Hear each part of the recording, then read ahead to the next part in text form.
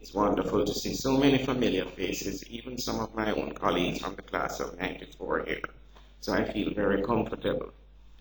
Now I know that there is a lot of stuff that you could all have been doing rather than coming here on a Sunday morning and listening to four people who know something about dermatology. You'll probably want to be at home watching some sports or so on, but I am not going to take up 40 minutes because I don't think I have 40 minutes worth of information to share with you, even though it's 2 talks we're going to do. The program says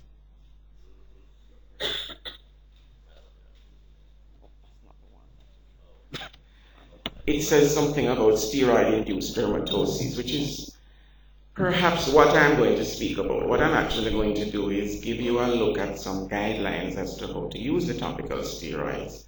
And then after that, as I am known as the skin bleaching man of the association, we'll talk something about, look at skin bleaching in some sort of way. So without further ado,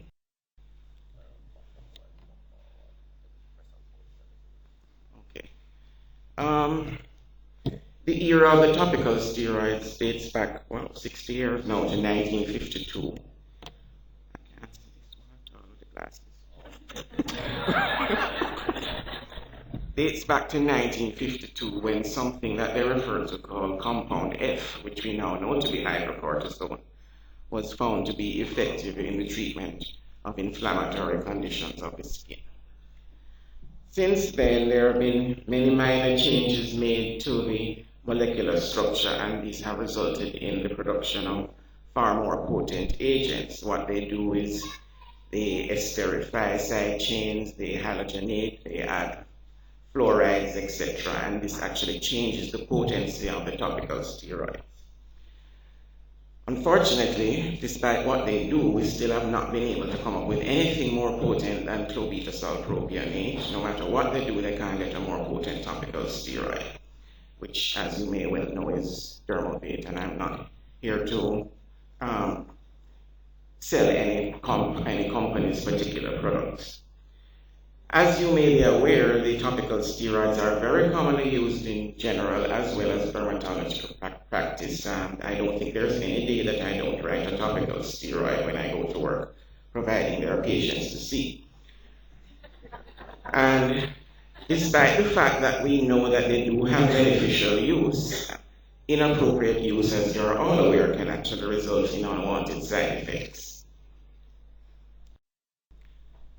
In terms, I'll short look at the pharmacology. The topical steroids are actually synthetic derivatives of cortisone, and they penetrate into cell membranes by binding to specific cytoplasmic receptors. The produced steroid receptor complex then interacts with DNA, resulting in modified RNA and protein synthesis. And they also target the whole arachidonic acid cascade, and this is actually how they work to have their inflammatory action. The actions of the topical steroids are really in threefold. First of all, they're anti-proliferative and hence help to reduce cellular mitosis. They're anti-inflammatory as they do cut down on the amount of polymorphs and monocytes in inflammatory infiltrates within the skin. And they cause significant vasoconstriction by causing the dermal capillaries to contract. And actually, this is how they're actually categorized into their various potencies. A gentleman, an English dermatologist by the name of Stoughton, is the one who actually put forward this, what he referred to as the vasoconstrictor assay, and this is what categorizes the topical steroids into their various strengths, and we will look at that briefly. Essentially, we use the UK classification here in Jamaica, and we categorize them from class 1 to class 4, being class 1 being the weakest and class 4 being the most potent. Hydrocortisone is a class 1 steroid. Class 2 is moderately potent, which is desonide or prednicarbate. A class 3 steroid is potent, which is betamethasone valerate, and class 4, super potent or very potent. And as I said earlier, despite what they have been trying to do, we still can't find a steroid that's more potent topically than clobetasol propionate. Just to give you an idea of the difference in the strength of vasoconstriction, clobetasol propionate actually is 1,640 times more potent than hydrocortisone in its ability to cause vasoconstriction. So it's pretty strong stuff. In the United States, as they love to do things differently, they use a different classification. They reverse it. So in the US, clobetasol propionate is actually a class 1 topical steroid, and hydrocortisone is a class 7. That they have expanded the steroids into 7 different categories, which is actually not a very bad thing, because there are some of the topical steroids that, because of their potency, don't fit very neatly into class 1, 2, 3, or 4. Sometimes you do have something that may really be a 7 or a 5. What do you really need to think about when using or thinking, trying to find a suitable topical steroid to treat a patient? One of the things you want to think about is the body site or area of skin that you're actually treating. If you're treating thin skin, which is on the face, the flexures, the genitals, you really should avoid the use of potent agents there, because you do have a fairly significant amount of absorption across thin skin, eyelids as well. However, on the contrary, if you're treating an area of the body where the skin is very thick, you have very, very thick epidermis, such as what you have when you are treating the palms and soles, you're going to require a stronger agent to penetrate that area of skin. Hydrocortisone is almost like placebo if you're putting it on the sole of the foot. Think about the age of the patient as well. In infants or children, bear in mind they already have skin that is thin, so the propensity for systemic absorption is high. And very, very young children and babies also, because of their very, very high surface area to body volume ratio, they also have a higher propensity for systemic absorption of steroids versus adults. And so you really should try to avoid the use of potent topical agents when treating children. Think about your diagnosis as well. If you're treating something like discoid lupus or lichen planus, if you prescribe hydrocortisone, you're probably not going to get very much results, because you really need a potent agent for that. Another thing that we need to consider is the mode of application. These topical steroids are really not intended for long-term chronic use. The best way to actually use them is short-term intermittent use, say 7 to 10 days, and stop. For patients who may need long-term steroid use, it sometimes is better to review the patient and think about tapering the potency of the topical steroids in the same way that we oftentimes taper oral steroids when we use prednisone to treat patients. Or use a topical steroid which is actually going to give them a reasonable level of control. Sometimes, rather than to have the patient 100% clear, it may actually be better to tolerate a limited amount of disease than to get them completely disease-free and have them full of stretch marks and steroid-induced acne. And the final thing here is be very cautious about the amount of topical steroid that you write on a prescription, and limit the amount of repeat prescriptions that you give to patients. Of course, patients do not want to have to come and see us and pay every 2 weeks, so doctor wants you to write 6 repeats on it. Be very careful about how much you're going to prescribe and how many times you repeat, because it is that sort of practice that actually predisposes patients to chronic long-term use, and those are the ones who may well end up ending up with steroid side effects.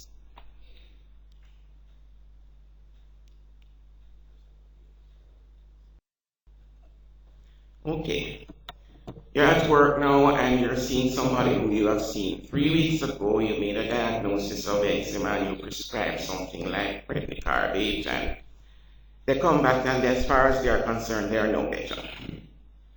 And you may even agree.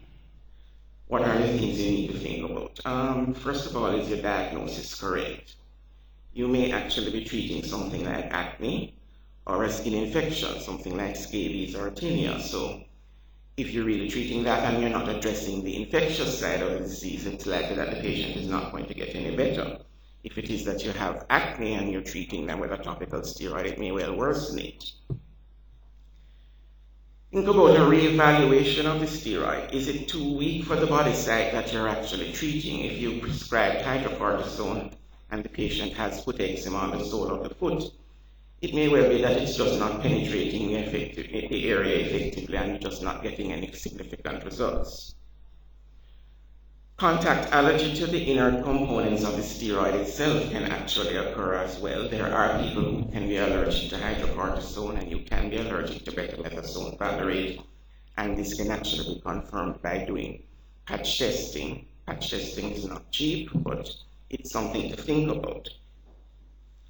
What about the possibility of something like tachyphylaxis, which actually refers to an apparent reduction in the clinical efficacy of any drug with long-term use?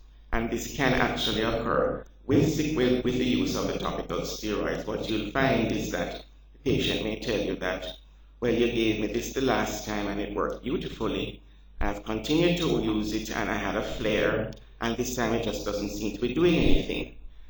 What can actually happen is that you find that with long-term use of one particular agent, you can actually get tachyphylaxis occurring, and there actually are mechanisms by which this can occur, and I'm not going to bore you with it. What they do suggest, if you think you have tachyphylaxis occurring, is that you discontinue the particular agent for about 3 to 4 days and then recommence it. One thing you should really ask yourself as well is the patient actually using what you prescribed? You write a prescription for them and they put it on one time and then they come back and say, doc, it didn't work. Or what you may find as well is that they're just not using it properly.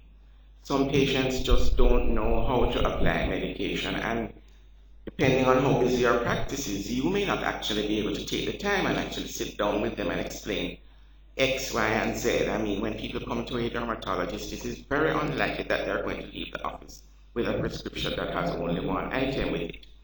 You may well be prescribing 4 different topical agents, and you really need to take the time and sit down and explain to them, this one is to go here, you need to put this one on the face, the one that is going on the face is not going on the scrotum, etc., etc.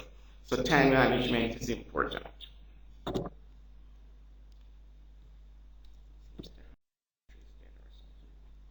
Okay, we all know the side effects of topical steroids, so I'm not going to take too long here. And you can divide them into local or cutaneous and systemic. Yes, bleaching is one of the side effects that you get from the use of topical steroids, and when we get this, it's actually not something we are proud of. It is a side effect, it's unwanted. Cutaneous atrophy because of the loss of collagen with long-term use. Stretch marks or striae. Steroid-induced acne. Exacerbation of cutaneous infections. If you treat a tinea infection and you don't address the fungal component of it by giving an antifungal, you may well get what we call tinea incognito. Incognito because the topical steroid may actually cut down on the inflammation and itching that the patients experience, but because you're not actually addressing the fungal side of things, the infection just continues to spread. And we call it incognito because of the fact that the clinical appearance of the infection is masked by the use of a topical steroid. And the same thing can happen with scabies as well. If you give somebody who has scabies and you prescribe Dermovate, you may actually cause the scabies infection to worsen. And there are even cases where crusted scabies has actually been reported to occur in patients who have been misdiagnosed with scabies and have been treated with potent topical steroids long term. Perioral dermatitis refers to the papular rash that people get from the long-term use of topical steroids around the mouth. Systemic side effects can occur from the use of topical steroids as well, provided that the patients have been using an agent of high enough potency over a large enough body surface area for a long enough period of time. So you can get edema from sodium and water retention. You can actually get diabetes and hypertension, Cushing syndrome, stunting of growth in children, and of course hypokalemia. Thank you. This actually is a patient, a young patient who actually has acne, and he went to see his doctor. Unfortunately, was misdiagnosed as eczema, and he was treated with Dermovate, and unfortunately, his rash worsened. So what he actually got was steroid exacerbation of his acne, and he actually came to see me and got good resolution with standard acne therapy. This is a patient with tinea incognito. This is a 46-year-old male who had this rash around the wrist and forearm for approximately 3 months and was given a very popular agent and was in fact no better as far as he's concerned. He was worse off.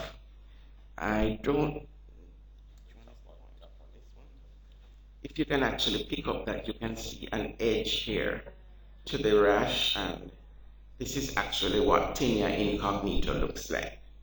And he did very, very well with just topical antifungal therapy. Actually, he didn't require anything oral. Okay. So in summary, when you're using topical steroids, better to adopt short-term rather than a long-term approach. Say 7 to 10 days, and then review the patient, review them to see whether or not they're improving and whether or not you really need to continue using the same agent, or perhaps discontinue or bring them down. Give them something a little bit weaker in potency. Select an agent with a potency that is actually suited to the diagnosis and the body type, and avoid potent agents when treating children. If it appears not to be effective and you don't seem to know what's happening, review the patient and consider whether or not you may actually have a non-steroid responsive diagnosis. And if you really use these as a guideline to how you actually treat patients with topical steroid, side effects really should not occur commonly. Of course, if all else fails, then ask for help. Okay, that's end of talk 1.